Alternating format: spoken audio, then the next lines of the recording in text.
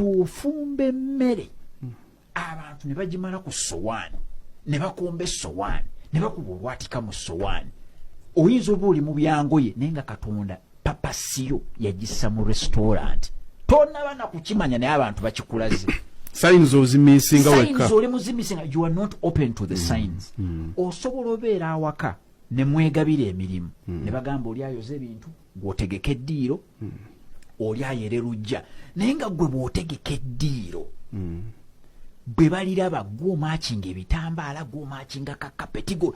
olulu interior design ne decorator tonnakimanya kati bwe bati abantu bwe beezuula okitegeera oyinza okuba nagamba n'abantu nti bw'obeera ku mukolo oba bw'obeera mu bulamu obwa bulijjo nga gwe tosumagira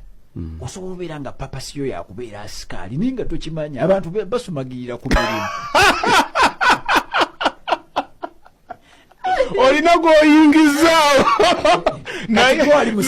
taata wange nasooka nembeera wa tabbu nasooka nembeera wa tabbu naye we natuukira okubivaamu nga wegenda ku shift ne seebaka omubiri gwali gumaze okuŋŋamu nti obudde butuuse okirabye osobola obeera nga oba mu nsi yeebwe ayitira ddala naye alemedde ku bizimba ng'azimba ebizimbe kaakati sewo ng'omuntu oyo tonnaba mumwogerako nnyo nze ngenda kuvaayo gyo sooka ompunzikire kiri sooka weemaleyo yenna naye noyo naye nja mumukoonako ajja muleeta agenda kunnyonnyola embeera nze nkubuulidde so abantu bano Haji abantu njagala batandika okubeera nga babikuliddwa okwekebera bo nga bo bye bakwogerako tobiyisaawo buyisa biina kibiri mu kutegeeza shuwale omuntu obadde okimanyi Haji nti n'okwambala obwambazi ebintu ebimaakinga nayo sikiirwa eryawo nakyo kitone kiri awo kubanga ogenda n'otunuulira ba Giorgio Armani ba Versace ba Balenciaga biki bye bali mu kukola eby'omutawaana njagala abantu bonna banjulire bwe tulaba fashion show ebintu bye tulaba bya bulijjo oli bamuteeka mu kiteeteeyi nga kiringa obaloole kutiya nga kutiya naye abo sibasangangako okukubo nga bazambadde kiki naye nga tosobola kuzambalirako naye ate wali baga twabadde mu mwoleso kigenda mu maaso so abantu obwongo babuggule Haji batandika okunoonya papasi zaabwe nze nakizuula nti abazungu bo bakitegeera abazungu tebakikkiriza kuyita bazaala omwana ne bamulondoola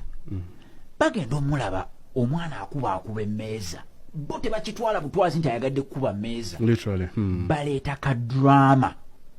omwana n'atandika okukuba eŋŋoma omwana n'atandika okukuba eŋŋoma kati omwana atandise okukuba eŋŋoma ku myaka 3 years bw'azikuba paka ku myaka 23 ng'azikubidde for 2 decades tosobola kukuba ŋŋoma naye. In fact waliwo omwami gwe nawulirako yali mu Japan erinnya sisobola kubanga ndijjukira wano bagamba nti yasinga okuyigiriza abantu kuba ennanga naye bamuwanga obwana nga buto. Yes. Omanyi abantu abo bamanyi kye bayita conviction. Ekizibu muntu kukola kintu ng'ate ekigera akijjayo olinga agamba nti omwana wange agenda kubeera professional mu kino era omuntu ali ku mutimbagano wano asobola okugenda omwami oyo n'amukola ki it was either gundi eyo piano oba buno bu violin naye nga omwana oyo in fact erabika yali violin nga batandika okugimukubira mu matu ng'akyali wa myezi. Yes. Kati we yatuuka okubanga basobola omusendinga off tugambe emyaka nga 5 nga bamutwala nga bwe yali badde daycare ng'agenda aconcentratinga ku ekyo kyennyini bagamba nti abaana bonna be baamuwa butereevu bwe baakula baafunanga emirimu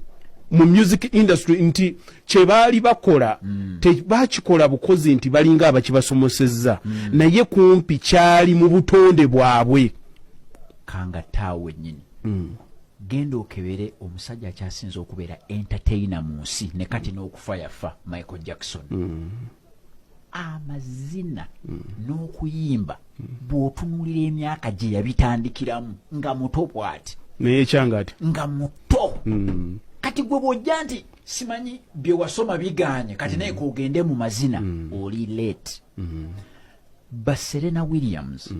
taata waabwe yabakwata bato n'abatandika obbakubisa tena bwe baakula baasenda busenzi tena. Hamilton taata we yamukwata n'amussa mu kuvuga obumotoka obwo nga muto ono omungereza bw'azze ku saketi okuvuga Formula 1 tosobola kumuyitamu. Kati abazadde ekitegeeza basobola okuyamba abaana baabwe kubanga abo abantu begambe twandibadde tugamba nti beebweru taata wa Serena yali mwavu taata wa Hamilton genda omukebereko kwali ku YouTube yali mwavu